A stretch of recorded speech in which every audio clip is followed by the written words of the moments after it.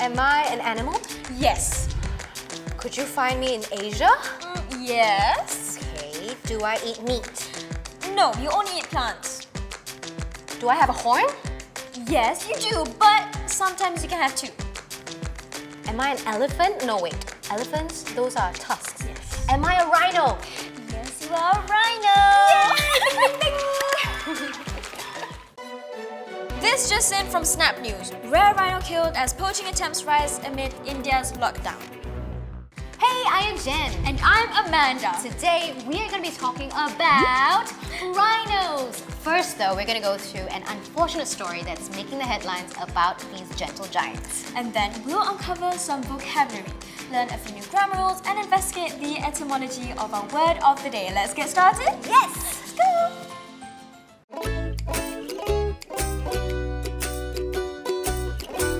Kaziranga National Park officials reported that a rare one-horned rhino has been killed as poaching attempts increase during the COVID-19 lockdown.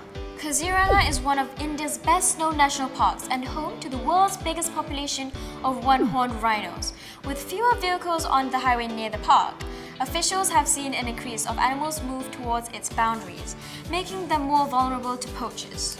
The rhino carcass was found without its horn near a water body inside the park. The park director said that 8 rounds of an empty automatic rifle cartridge were also recovered, confirming that this was a poaching incident. Hunters can earn as much as $150,000 for one rhino horn on the black market. The horns are also in demand for use in traditional Chinese medicine. Officials said poaching attempts have increased in and around the park since the start of the nationwide lockdown. And this poaching case was the first on the site in a year. Previously widespread in the region, hunting and habitat loss have slashed one-horned rhino numbers to just a few thousand, almost all in the northeastern state of Assam. According to a 2018 count, 2,413 one-horned rhinos live in Kaziranga. The 850 square kilometers park is also home to tigers, elephants, and panthers. What a tragic story today. Agreed, but there is a lot we can learn from it. National parks around the world work very, very hard to conserve and protect animals. For example, Kaziranga National Park is a sanctuary that hosts 2/3 of the world's one-horned rhino population.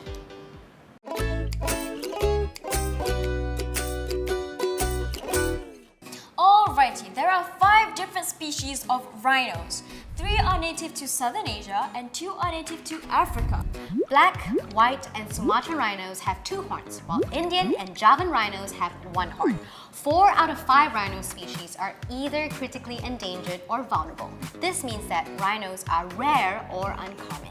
Jen, did you know that there are 2 types of rare? There's rare like the rhinos, which are scarce, but think about when you order a steak at a restaurant.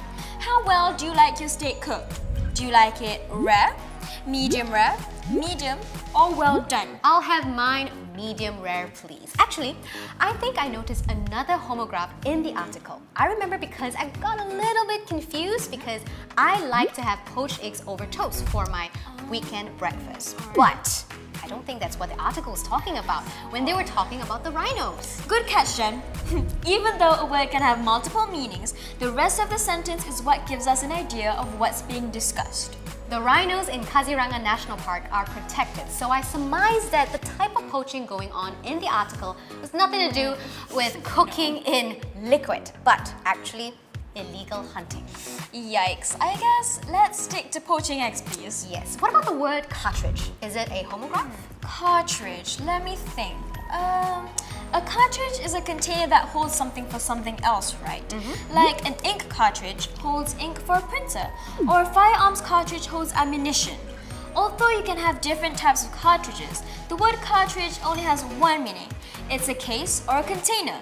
So I'm going to go with no, cartridge is not a homograph. You got that right. Did you know that healthy adult rhinoceros have no real predators in the wild other than humans? Well, that does make sense. Not only are they massive, they're fast too. According to the World Wildlife Fund, for nature white rhinos, which are the second largest land mammal in the world, they can charge up to over 48 kilometers per hour. Generally, rhinos prefer to keep to themselves, but when they're threatened, they can become extremely dangerous. Animals who are eaten by other animals in the wild are called prey, like mice or deer. Young or sick rhinos can fall prey to big cats, crocodiles, African wild dogs, and hyenas. Rhinos, however, are herbivores, which means they only eat plants and do not prey on any animals. That reminds me, Jen, prey has a homophone, right? Which means that there's a word that's pronounced the same as prey, but means something different. And in this case, it's also spelt differently. Are you talking about the verb pray as in praying? Yes, you're right. I guess some animals might pray to not be prey. Amen to that!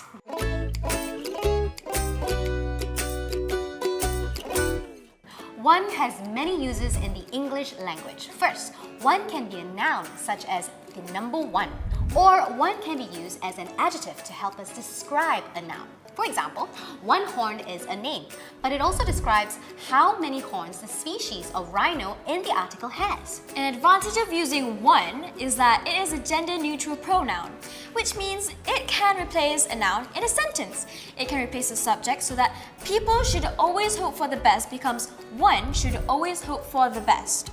It can also be possessive and replace a direct object so that playing sports can improve people's fitness becomes playing sports can improve one's fitness. As a proper noun, one can be used as a determiner to show that you mean a certain person. For example, the package was delivered to one Mr. Ryan O of Kaziranga National Park. In British English, the use of one is more common. However, in both American and British English, the overuse of one might give the reader the impression that the author is trying to show off or is a know-it-all, which is why it can be often replaced by you.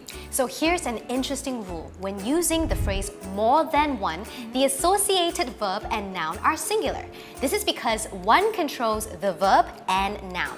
More than is just a modifier, which means it acts as an adjective or an adverb to give us more information. Let's take a look at some examples.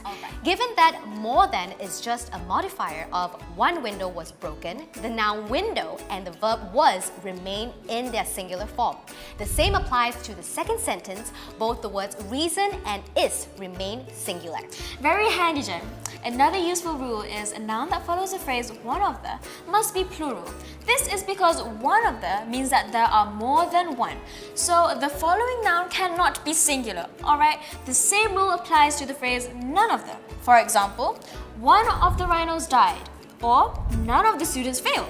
That reminds me, the article mentioned Kaziranga is one of India's best-known national parks. Does that mean India has multiple best-known national parks? Yes, in this case, best known means famous. The author is saying that India has many national parks. Some might not be so well known, some might be moderately known, and some others are best known or famous. Kaziranga belongs in the group of best known or famous parks. Notice that the noun park is plural. So let me give it a go. You are one of my best friends. Yep, that sentence works, Jen. And this one works too, okay? I didn't know you have more than one friend. What a friend. Thank you. Good friend.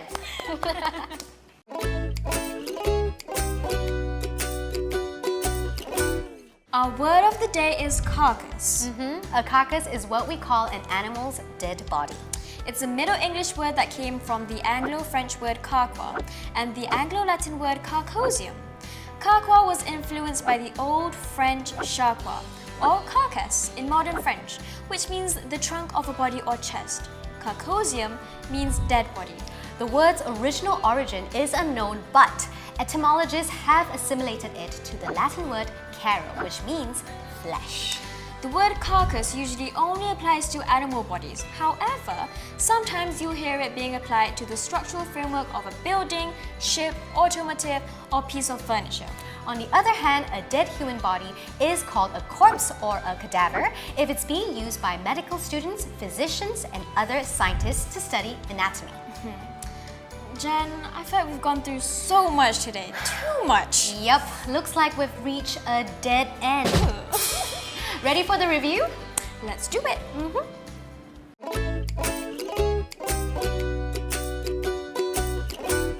Today's article was about one-horned rhino poaching in India.